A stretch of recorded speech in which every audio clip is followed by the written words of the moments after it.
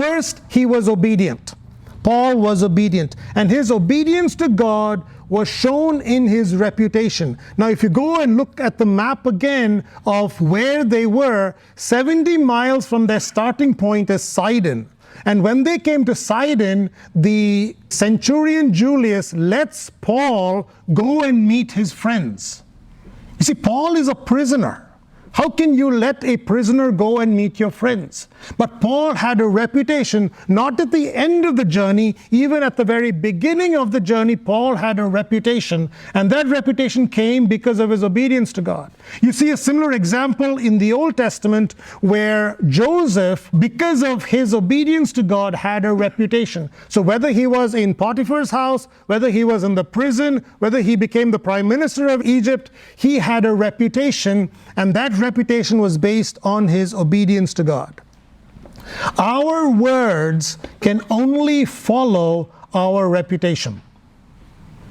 Our words can only follow our reputation. Our reputation and our behavior go first. Our words follow after that.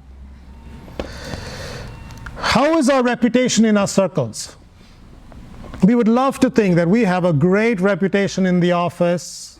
We have a great reputation in school, in our colleges, in our different circles, right? But what do they really think of you at work? Do they think you're lazy and selfish, or hard to get along with, inefficient perhaps, incompetent perhaps, dishonest perhaps? What do they really think of you at work? Inappropriate? Do they think of you as inappropriate at work? Let me ask you a question. If you had the opportunity to speak the gospel in your office or college or wherever your circles are, would your reputation hinder the hearing of the gospel? Or can you go tomorrow morning and share the gospel with no hindrance whatsoever? Paul had a reputation, and eventually they listened to his words.